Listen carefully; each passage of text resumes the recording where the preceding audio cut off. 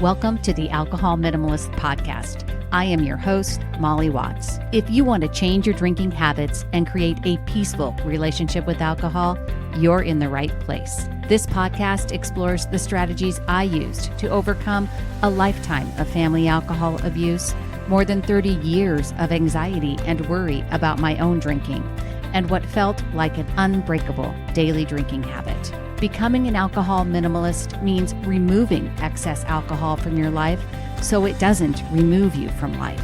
It means being able to take alcohol or leave it without feeling deprived. It means to live peacefully, being able to enjoy a glass of wine without feeling guilty and without needing to finish the bottle.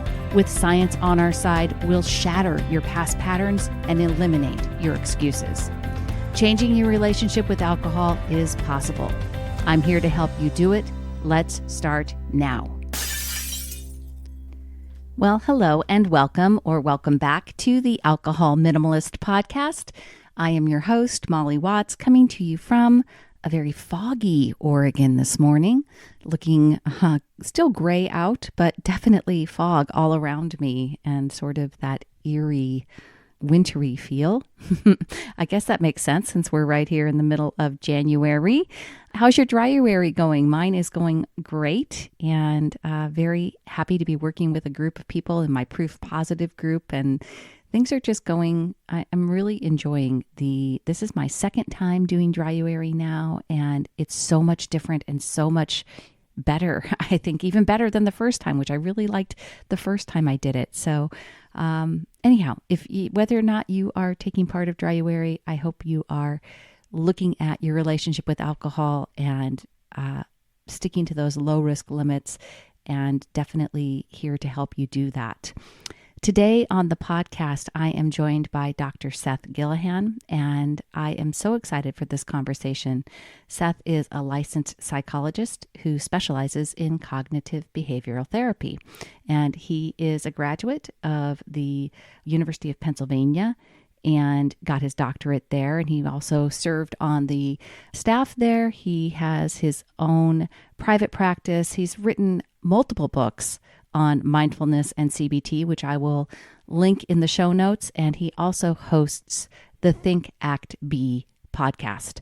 And I just wanted to have him on because this conversation about CBT, what it is, understanding it, and really how it's very similar to what I talk about in terms of the result cycle. And I just want to share this type of work because it's so important and it really applies to everything that we talk about with changing the habit of drinking. And this conversation I loved. He also was kind enough to share his own journey with me in terms of alcohol. So that was a surprise, unexpected. And I think you're going to love hearing from him. Here is my conversation with Dr. Seth Gillihan. Good morning, Seth. Thank you so much for taking the time and joining me on the Alcohol Minimalist Podcast. I really am excited to have this conversation because as I've shared with you via our communication and setting this up, cognitive behavioral therapy, CBT, as it's known, is really part and parcel to the work that I do in helping people change their drinking habits. But I think that CBT kind of can, just the name, well, anytime you apply the name therapy to something, I think it scares people. Do you think that that's true? It's a good question, hello, Molly. Good morning, by the way. Yes. Yeah. Thank you for having me on the show. I'm looking forward to seeing what we talk about this morning. For a lot of people, I think therapy can be a kind of daunting prospect and can trigger some anxiety. So yeah, maybe CBT is nice in a way, like KFC, took the fried out of fried chicken, and maybe CBT takes the therapy out of CBT. But I also like to bring therapy out of the office and just make it something or treat it like something that we can all benefit from just in our daily lives, even if we're not dealing with some major condition, but maybe just want to live better or do more effective behaviors or reach our goals. I think it's great for all those things. Absolutely. And I know that's part of the reason you've done the work that you do is really to make that more accessible for people and to help them understand.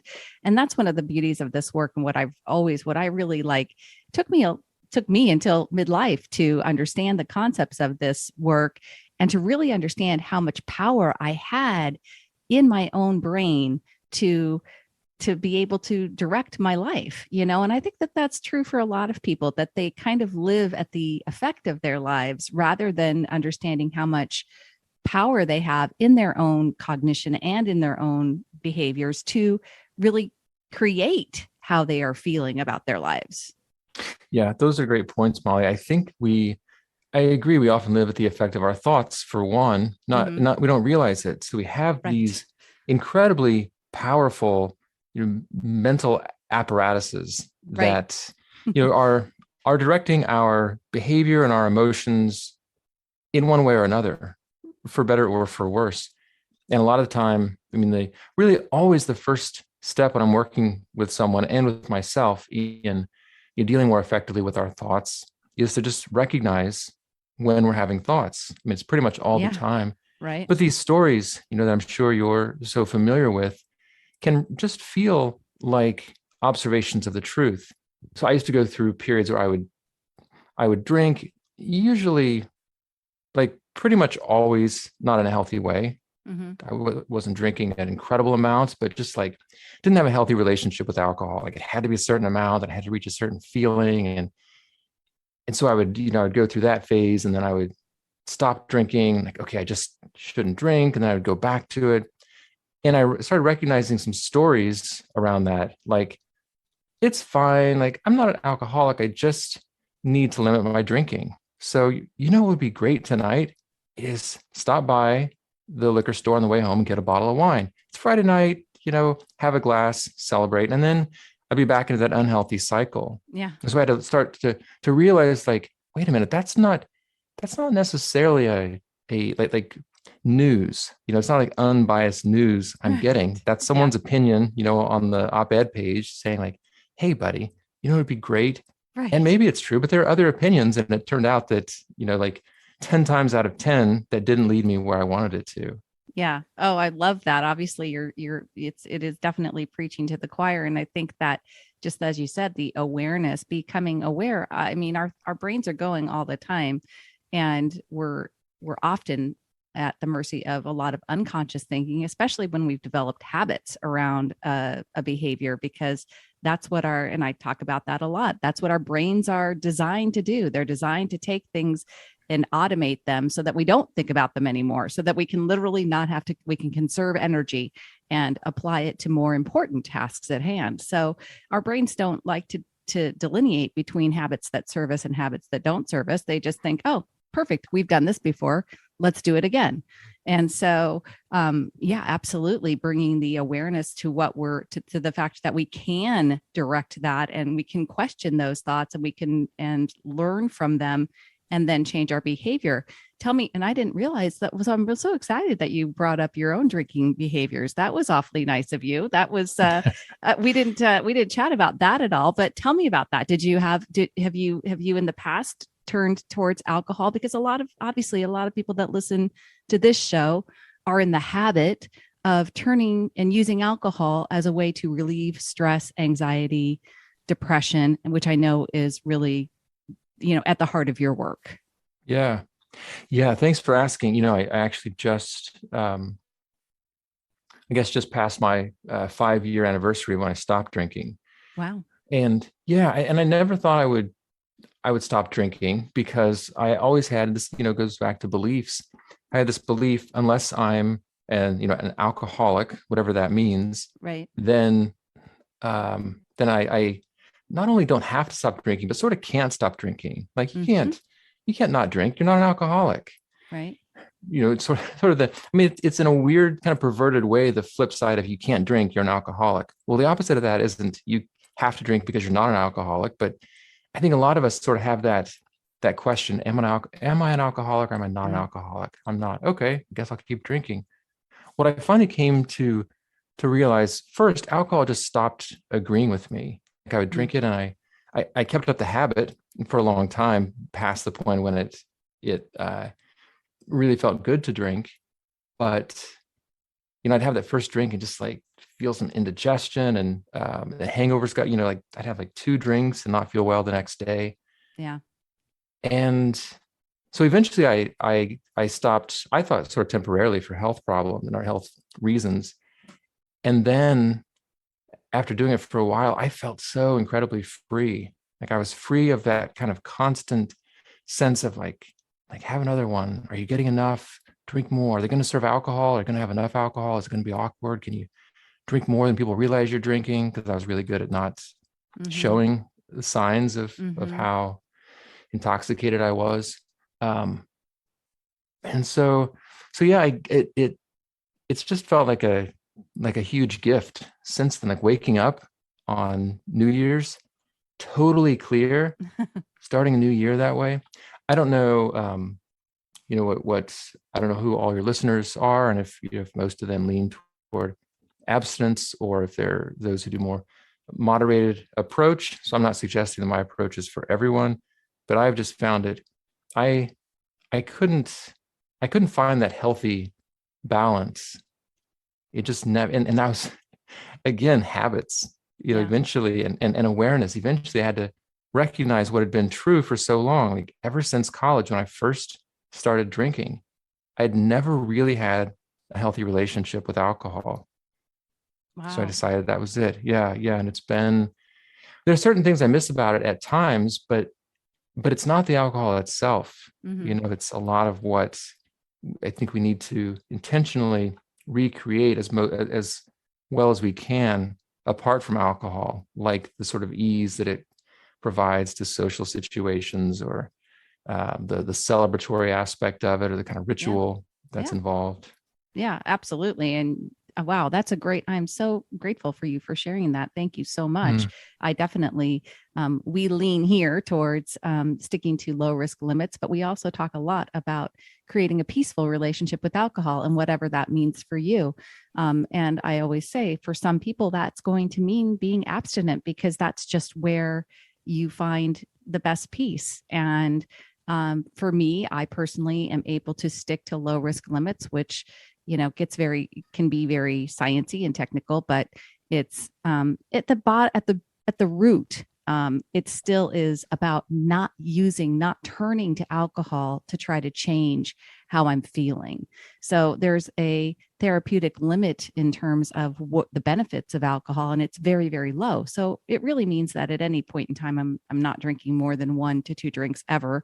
And if people aren't ever comfortable with that, and it means including multiple alcohol-free days in a week or in my life. So it's a very minimalist approach. It means just being, and being mindful of it. And some people are, just like you said, it's going to be more peaceful for them to just completely be abstinent because that's where the freedom comes. And so either way works.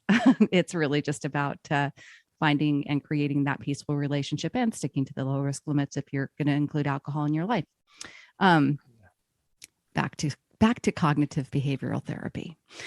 So the reason that I really wanted to have you on the show is because you have done a lot of work. You've written books and you've created a card deck that really helps people understand the basics of CBT and how to apply those techniques to your life and into really, and that's I think what separates. I talk a lot about in my work, I call it the result cycle, and really that's just that your thoughts create your feelings that lead to your actions. And I know in CBT that it's more of a triangle, so it's kind of like it goes around, it can create a loop kind of around and around, like your thoughts create your feelings, lead to your actions, which then come back up to your thoughts, go to your feelings, kind of whereas mine's more linear. But I always do say that you can move back and forth across the line. Your work is more triangular. So let's talk a little bit about the way that cognitive behavioral therapy is set up. When you work with people, I know that one of the things I read from your work and really appreciated about it is it's goal oriented and it's time structured. So talk to me about how that works and how somebody is going to take this kind of conceptual idea of CBT and start applying it in their life on a day by day basis. Yeah, great question, because that's really where the helpfulness comes from, is that it's very specific and it's very grounded in our day-to-day lives. So an example might be if someone wants to, let's say, start exercising, then first it starts with a really clear goal. So I want to exercise more in 2022. I mean, Right. when Kind of have I reached nebulous, that right? goal? Yeah. Nebulous, right? Like, I don't know when I've done it. I don't know when I've not done it. I might always sort of feel like I haven't quite done enough. But if I say my goal is to be able to run a 5K by the end of the year, and maybe I haven't really run much at all, then I can work backwards from there and put together a structured plan for what that's going to look like. Like, how much am I going to be running? How often? Maybe it includes some like diet support around Mhm. that.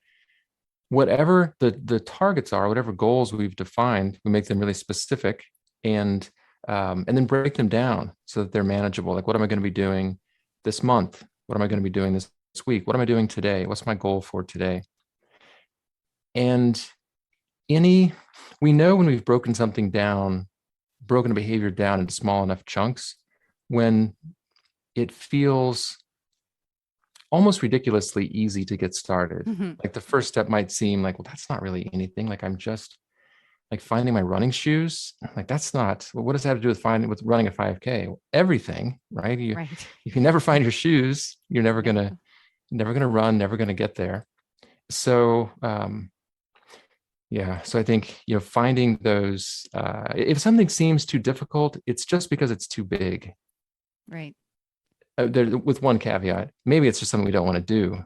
That's going back to goal setting. It's important that the goals actually matter to us and are something that we've chosen, not something that we think we should do. Like, I guess I should run, but I hate running and I never stuck with it.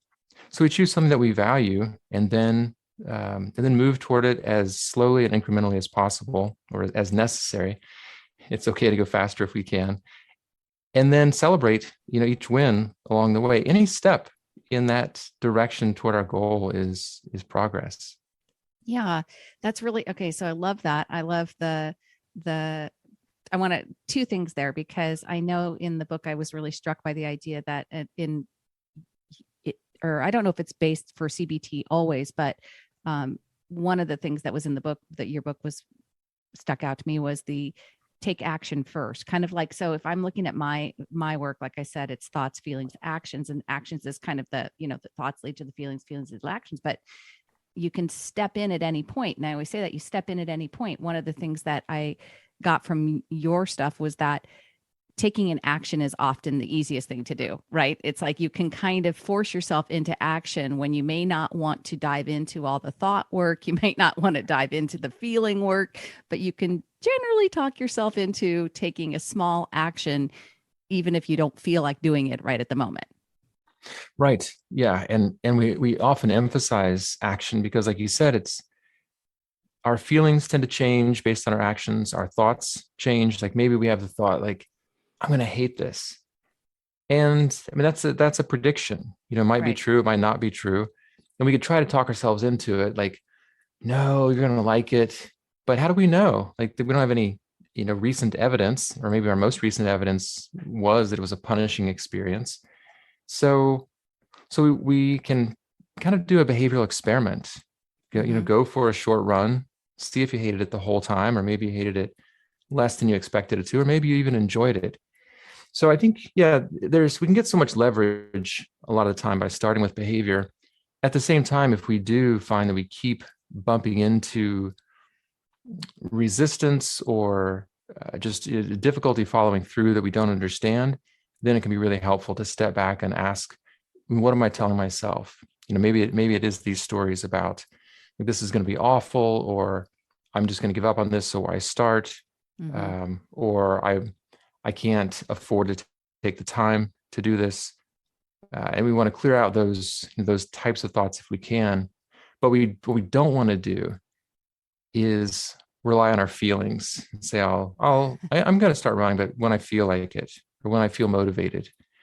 What usually happens is motivation follows action, and then Mm. it can lead to more action. But we build motivation to go to the gym by going to the gym. We build motivation to be more social by being around people more. Right. And so that's again, that's where that's where your triangle kind of loops back around. It's like the action leads back up to the thought. and then is connected to the feeling. And again, even though like I said, I kind of look at things in a more linear way on the work that I do, it's still, you can jump in at any way in any spot and understand kind of moving backwards or forwards, what's happening in which direction, right? So and I agree with you. A lot of people say, well, they don't even say it. It's just you're sort of unconscious to it. Like, I need the feeling to do this. I need to feel better about it before I do it. And it's like, I think in the book it says, no, you don't know. Don't wait for the feeling. You need to do it. And then the feeling will come, and that is so much a part of true habit change too. It's like, you have to separate, if you start with the action, and I think that's a great thing to point out, is like, I talk a lot about having a plan in place ahead of time, especially for people when they're meeting themselves where they're at. It's a very doable plan, not, not a pie in the sky thing, not like, oh, I've been drinking 3 to 4 drinks every night, and now I'm just going to go completely cold turkey. This is it. I'm done drinking. And so they think, okay, this is the way to do it. It's just to stop everything right now. And they feel bad about writing a plan that is for 3 to 4 drinks because their brain's telling them, no, you shouldn't. That's too much. Even though it's been what they've been doing, now that they've created this awareness, they're like, no, that's too much. I can't do that. But what I've found is that by meeting people where they're at, starting there, creating a plan, using that logical prefrontal cortex cognition to make the plan and not just turn to that emotional response in the moment, it starts training their brains to do it that way. Then we can get to a point where, okay, now instead of 3 to 4, we're going to take that back to 2. Now we're going to take that down to 1. Now let's take it to 0. Does that seem, does that resonate with you in terms of how that's working for folks? It's all in CBT, it's all data, Yeah. so we test things out. And for me, that didn't work. I kept trying to set those kinds of limits, and that wasn't my relationship with alcohol. Right. Like, alcohol, when it got in me, it just wanted more. It's like, hey guys, come on in. Like, this is great. So that I just couldn't open the gate.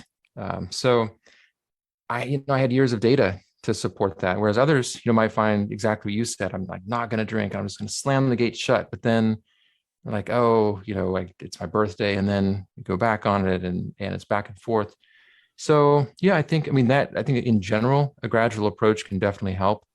I think what gets tricky with addictive substances, including things like food and even relationships or sex or gambling, is that there are parts of our brain that are not, so much of our brain is not under our conscious control. Right. And our brains can get hijacked in ways that, are not, they don't lead us where we're trying to go. So but in general, I think, behavior change is, it tends to, as you were saying, to follow from our, or the emotion tends to follow from our behaviors. And if we're just waiting, then maybe waiting a long time. Well, and that brings up something that I really loved about CBT, and it's definitely in your book, is I think was one of the things I wanted to talk with you about, was the fact that there's a lot of, what I like about it and appreciate about the approach is there is definitely accountability put onto the patient, or the person who's, not the therapist, but the person who's experiencing CBT, right? So if we take it out of the therapeutic realm and just into a day-to-day life experiment, the onus is on you. The onus is on the person that is practicing these techniques to really use them and to change their lives. And so that's something that is, I think, missing in a lot. We go through life and we go through this world, we're looking for from a lot of external sources to fix us, to change it, to make things easier for us. And so talk to me about that in terms of the premise of CBT. How important is it for self-accountability? Yeah, I think it's really important. That's fundamental to CBT, is that empowerment. Yeah. Because the ultimate goal is for each of us to be our own, quote unquote therapist. Right. That we're no one is in a better place. No one is in a place at all to be responsible for our self-care. That's really an ability and a privilege that each of us have to, take care of this one person whose body we inhabit. So yeah, I think accountability and we can find more leverage with accountability, if we do things like, just making a list makes us a little more accountable to ourselves, because then we can see, if we've done the things on the list. But, having a workout partner can be a helpful thing to do, or announcing our intentions. I think whether it's, a new resolution, or, a plan for, educational goal. I think letting other people know, it's really kind of an act of courage to put it out there, and then others, because we know that others will know if we've done what we had planned to. Right. Yeah, no, and I talk about that too, about, well, that's one of the values of finding a tribe, right? Is finding some, group that are supportive, because especially when people are working on changing their relationship with alcohol, not everybody around them is going to likely be on the same path, or the same, and certainly not.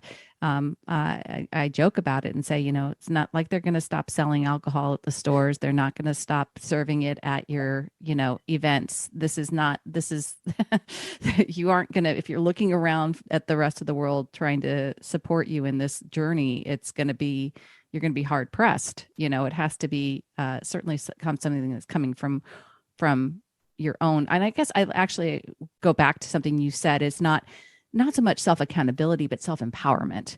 And I think that that's really, something that I also want people to understand. And that's one of the reasons that I get a little bit unhappy with some of the substance abuse recovery programs, and definitely the people that lean towards abstinence and sobriety is the only way. Is it feels as though they're disempowering to a person who believes that they cannot change their own relationship with alcohol.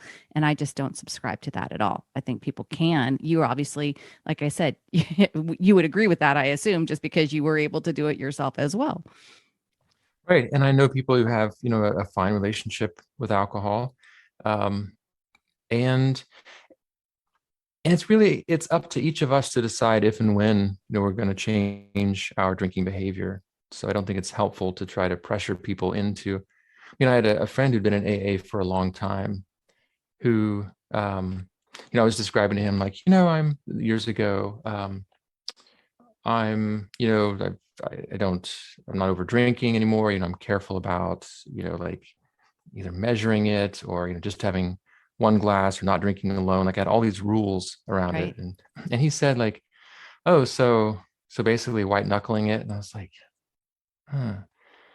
And it felt like he was suggesting I'd be better off not drinking at all. But, it was a few years before I decided, to make that change on my own. So yeah, I think we could all, it's probably good for, it's tough though. I have to say, it's easy, if you've been dishonest with yourself for a long time, and tell yourself, like, no, it's fine, I can drink, and it's uh, not a problem in my life. And then when you see what sounds like the same story in someone else, it's hard to not encourage them, like, maybe the question isn't like, is my drinking bad enough that I need to stop? But is alcohol a net positive in my life? For me, it wasn't. Yeah, 100%. On this show, I talk about it in a very scientific way too. It's just, it is a drug. It is a known toxin. It is something that you have to, if you're going to include it in your life, it has to be with minimal risk and low, and with absolute mindfulness. And there is no two ways about that. So for people but at the same time, I always want to encourage people who are drinking more than they should to drink less than to drink less. And if it's zero, great. And if it's not zero, then again, there's gray room, there's gray area there.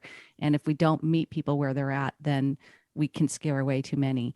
And so, anyways, right. I'm going off page again. So I apologize. You keep bringing, you've been so sweet about bringing those things up, and it's such a great conversation.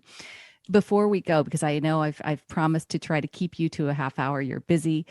Talk to me a little bit about the programs so you have your own podcast. It's called Think Act Be, and then you've got a lot of tools for people to really incorporate these strategies, this cognitive behavioral therapy, or CBT, which is really, like I said, very close to what I talk about in terms of the think, feel, act of the result cycle. Same theory, just, I really believe that people should learn these skills because it's something it's really applicable to life in general, just managing your mind and understanding the different parts of your brain and how they work together. And so tell me how people can find you, learn more about this, and really sum up what you want people to get out of, CBT. I agree with the things that you're saying. And so the best place to find me is my website, sethgillihan.com. You can find links to my books I've written there, which you mentioned, card decks, which now I have the general CBT deck. There's one it's not called the general, it's called the CBT deck. I have one for kids and teens, which I co-wrote with my now 11-year-old daughter, which was fantastic, really fun to do. Yeah. She had recovered from her own long bouts with pretty severe anxiety. And one specific for anxiety, rumination, and worry. It's also meant for adults. And I think that's it. Yeah. Links for everything else are there. Yeah. This is one of those things that I really feel like we need to do a much better job teaching our children earlier and more often about the power of their own brains and directing and understanding how much power they have in creating the feelings that they want to. That's one of the reasons that I'm so passionate about this, is that I never learned about it until I was in my middle age. When I was a kid, we had this like circle wheel, like, are you feeling this way? And we kind of, talk about it, but we typically like avoided a lot of understanding between our cognitions and our feelings. And that's something that to me was really missing. Just, I could recognize a feeling, but I still felt like it was happening to me, as opposed to understanding that many of the thoughts that I was having was actually creating the feeling. So it's just so important. And your work is so important to getting this out to the mainstream and really having people. And what I appreciated most about your books, and I'm sure the deck is also reflective of that, is just putting this in small, bite-sized chunks that are easy to digest, easy to understand, and easy to implement. And I think that's so important, because it should be, if it's not accessible and it's not easy, nobody's going to do it.